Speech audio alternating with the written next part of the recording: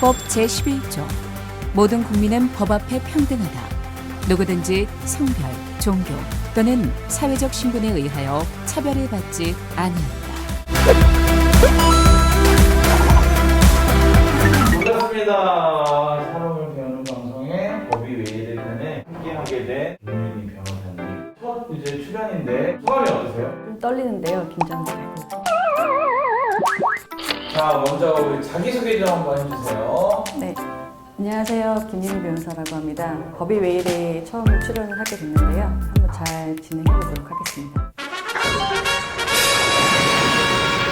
그래서 이제 오늘의 주제가 미성년자 성범죄, 미성년자 성폭행 이런 관련된 범죄들이 굉장히 눈에 띄게 늘어나는 것 같아요. 네. 미성년자를 상대로 한 성폭력 범죄에 대해서는 그 수가 예전보다 늘어났다라는 것보다도 폭력으로 드러나는 것 같고 처벌을 어느 정도로 받았는지에 대해서 지금 좀 사회적 관심이 많이 집중되고 있는 것 같습니다. 범죄보다는 처벌의 이슈가 더 됐다라고 하셨는데 네, 미성년을 상대로 한 성범죄의 경우에 처벌이 어느 정도까지 내려지는지에 대해서 지금 관심들이 좀 많이 있는데요. 보통 미성년자를 피해자로 해서 이제 범해진 성범죄 같은 경우는 19세 미만인 자에 대해서는 아동 청소년의 보호에 관한 법률이 적용이 돼서 처벌의 범위가 좀 더 높아지는 입법이 되어 있습니다. 그렇죠. 그렇게 입법이 되어 있는데 왜 현실은 맞지가 않아요? 재판부에서 형벌 선고를 할 때 고려하는 측면이 이제 양형인 부분이 있는데요. 그 양형에 관한 기준은 정해져 있어요. 피해자의 용서를 받았는지, 자신이 저지른 범죄에 대해서 인정을 하고 반성을 하는지, 재범의 가능성은 없는지 등을 좀 고려해서 판단이 내려지기 때문에 개별적인 사안에 있어서 그 형벌이 내려지는 건 좀 차이가 있습니다. 12세를 성매매한 30대 남자한테 내려진 판결이 집행유예예요. 이유가 초범이고 반성해서. 초범이라는 부분, 그러니까 동종의 전과가 없었는지 이런 부분도 이제 양형의 고려 대상이 되고, 이 사건 같은 경우는 12세 미만에 대해서 지금 성매매를 한 사건이거든요. 12세이기 때문에 아동 청소년에 관한 법률이 적용이 되고, 뿐만 아니라 12세이기 때문에 또 16세 미만입니다. 그렇기 때문에 아동 청소년에 관한 법률이 적용이 되더라도 2분의 1을 좀 가중해서 처벌할 수가 있어요. 그럼에도 불구하고 이제 재범의 가능성이 없고 동종 전과가 없고 이제 초범이고 이런 부분은 고려해서 집행유예 판결이 내려졌는데요. 이런 부분에 대해서는 불만의 그 목소리가 나오고 있는 것으로 좀 알고는 있습니다. 좀 전에 2분의 1을 더 형을 내릴 수 있다? 가중해서 처벌을 하도록 되어 있습니다. 16세 미만인 자에 대해서는. 16세 미만이자. 네. 근데 12세면은 초등학교 5학년인데 오히려 더 형벌을 주는 게 아니라 집행유예를 줬어요. 이 사건에서는 이제 그 피고인은 몰랐다라고는 하시지만 이제 재판부에서도 판결 선고를 내리실 때 말씀하셨던 것처럼 외관상으로 보면은 12세임을 좀 알 수 있었다라고 그렇게 이제 판단을 내렸습니다. 그렇게 판단을 내렸지만 12세 미만이라는 것에 포인트를 두기보다는 이제 성매매를 했다라는 부분에 좀 초점을 두고 판결 선고를 내리신 게 아닌가라고 생각을 해봅니다. 그러면 제가 12세든 15세든 성매매를 했어. 네. 집행유예 풀려나는 거예요.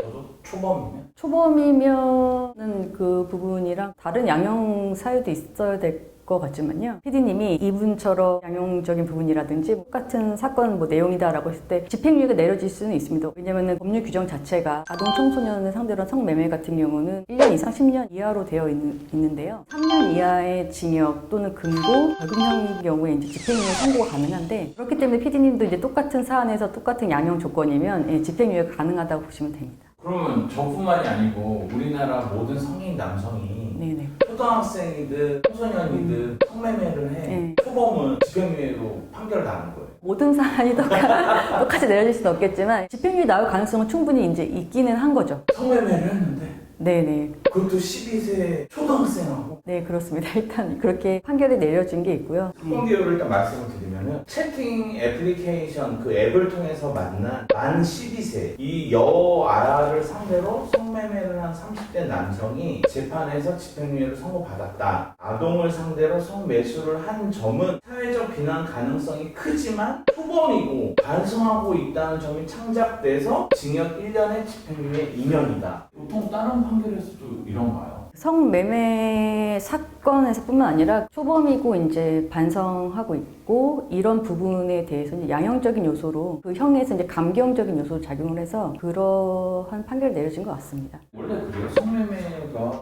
집행유예로 풀려나고 막 그래요? 중범죄 아니에요? 성범죄? 성매매 자체가 중범죄라기보다는 이제 사실은 지금 12세 아동을 상대로 해서 성매매가 이루어졌다라는 부분이 좀 중요한 부분에 해당이 되는데요. 이런 걸 전제로 해서 재판부가 뭐 양형적인 요소를 고려해서 내려진 저 애가 12세인지 몰랐다. 그리고 나 처음이다. 반성한다. 네네. 집행유예 이렇게 선고하고 그래요. 근데 그 12세가 몰랐다라는 것에 지금 이 사건에서도 그렇게 피고인이 주장을 했지만 그 부분은 재판부에서 이제 받아들여지지는 않았고요. 12세라는 거를 알고 있었지만 집행유예 판결이 선고가 좀 된 그런 사안인데 보통 의 성매매 할 때는 징역 주고 그러지 않아요?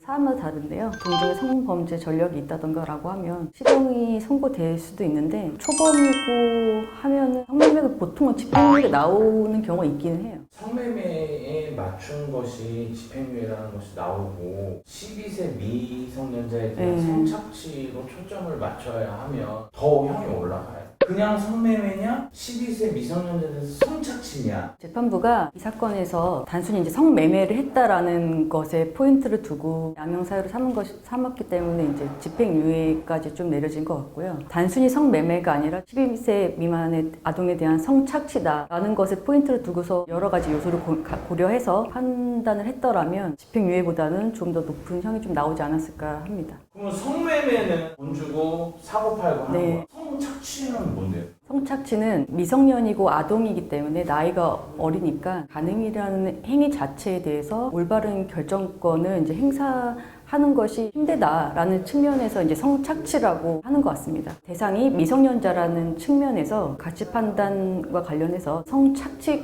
이르렀다 그런 부분 좀 강조를 하는 것 같습니다. 그럼 이거는 성매매도 해당이 되고 성착취도 해당이 된다는 말씀이시죠? 네, 12세 미만을 대상으로 했기 때문에 간음에 대한 판단 능력 하에서 내려진 그런 결정이 아니라고 보기 때문에 성착취에 이르렀다라고 볼 수 있습니다. 그러면 이 재판부는 왜 성착취로까지 왜 안 본 거예요? 성매매라는 측면을 조금 강조해서 판단을 한 것이 아닌가 좀 싶습니다. 그러면 만약에 이 12세 소녀가 의뢰인이 됐어. 그럼 어떻게 더 강력하게 할 거예요?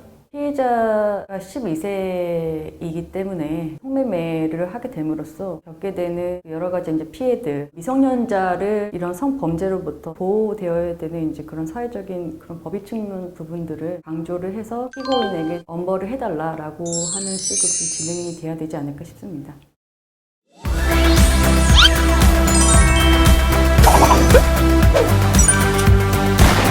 헌법 제11조 모든 국민은 법 앞에 평등하다. 누구든지 성별, 종교 또는 사회적 신분에 의하여 차별을 받지 아니한다.